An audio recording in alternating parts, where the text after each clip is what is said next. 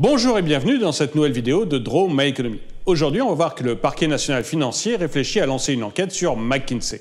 Mais avant de commencer, j'aimerais répondre à la question que Sandra m'a posée dans les commentaires.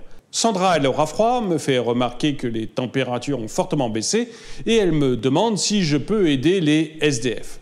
Non Sandra, je n'aide plus personne.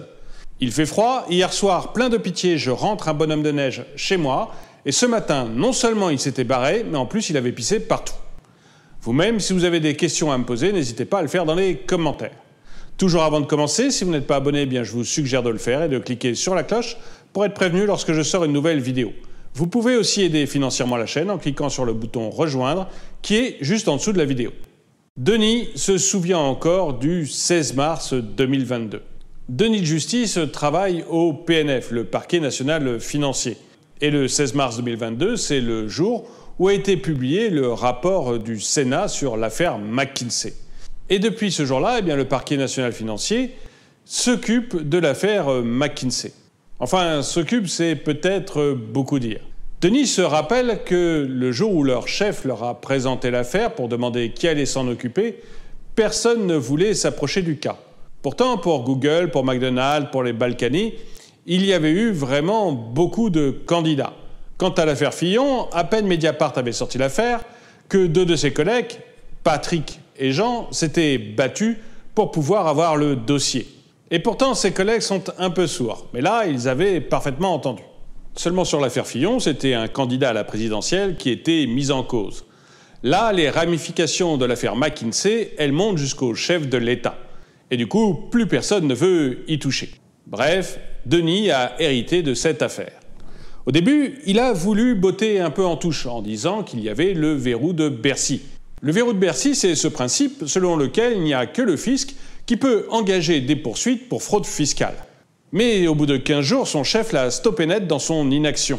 Les médias parlaient de plus en plus de McKinsey et l'opinion publique se demandait pourquoi le PNF n'était pas intervenu. Et son chef a bien fait remarquer à Denis que malgré le verrou de Bercy, le PNF pouvait lancer une enquête pour blanchiment de fraude fiscale. Du coup, Denis s'est retrouvé un peu coincé et obligé de prendre une décision, et il a un peu regardé ce qu'il pouvait faire. Il a d'ailleurs profité d'une enquête qu'il menait auprès d'un député pour essayer d'avoir des informations. Mais sur l'affaire McKinsey, le député est resté muet. C'était finalement un anti-parlementaire. De retour à son bureau, Denis voit qu'il a deux solutions possibles. Soit il attend tranquillement le résultat de l'enquête fiscale qui a été déclenchée par Bercy suite au rapport de la commission du Sénat. Et il voit, dans ce cas, si effectivement McKinsey a fait des fraudes fiscales. Soit il va tout de suite déclencher une investigation pour blanchiment de fraude fiscale. Intuitivement, vu les personnes concernées, Denis serait beaucoup plus porté à la première option.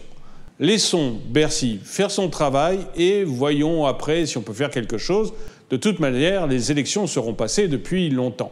Mais en même temps, il se dit qu'avec l'opinion publique, ça risque d'être un petit peu compliqué. Parce que pour l'affaire Fillon, le PNF était intervenu immédiatement en pleine campagne présidentielle, avant même qu'une enquête ne soit menée par Bercy ou par qui que ce soit d'autre. Et puis, ce n'était pas un cas isolé pour McDonald's. Ils étaient intervenus juste suite à une plainte de salariés pour blanchiment.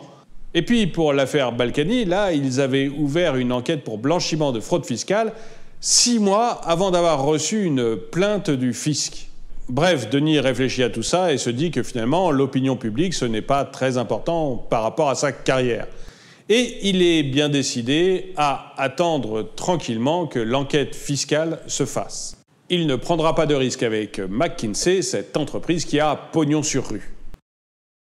Mais voilà, Ella vient le voir. Elle n'a pas raté, je vous en ai déjà parlé, c'est la sénatrice qui a déclenché l'enquête sur les relations entre McKinsey et le gouvernement.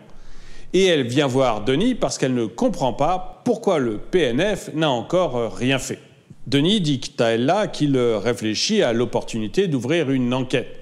Mais là, lui fait remarquer que tout est pourtant d'une grande simplicité. D'un pur point de vue fiscal, McKinsey fait 330 millions d'euros de chiffre d'affaires en France, il a à peu près 600 salariés et il est censé payer des impôts sur les sociétés en France. Mais voilà, il a une société mère dans le Delaware, un État des États-Unis qui est très peu fiscalisé, et il joue sur les prix de transfert pour ne payer aucun impôt en France. En principe, les prix de transfert, c'est ce que facture une société mère à ses filiales pour prendre en compte les services qu'elle rend à la filiale. Les services liés à la marque, liés à des équipes qui sont mis à disposition, par exemple. Mais là, les frais de transfert sont tellement importants qu'en fait, les filiales françaises font du déficit, elles perdent de l'argent. Et du coup, elles n'ont aucun impôt sur les sociétés à payer en France. Bref, comme le dit Ella, ce n'est pas forcément de la fraude fiscale, mais il y a évidemment tous les éléments pour ouvrir une enquête et vérifier cela. Ella quitte le bureau de Denis en le laissant perplexe. Il ne sait pas trop ce qu'il va faire. Ou plutôt, il sait qu'il ne fera rien avant les élections présidentielles. En sortant de son bureau pour aller à la machine à café, Denis croise ses deux collègues sourds, Patrick et Jean. Ils sont encore en train de se battre, probablement un malentendu. Mais vous, qu'est-ce que vous en pensez ? Pensez-vous que le PNF soit politisé et qu'il a une tendance à attaquer très rapidement certaines affaires et à en oublier d'autres ? Ou pensez-vous que c'est le fonctionnement normal de la justice et qu'il suffit juste d'être patient ? Dites-le moi dans les commentaires. Et le dicton du jour, un dicton qu'aime beaucoup Denis. Pour vivre heureux, vivons cache-nez.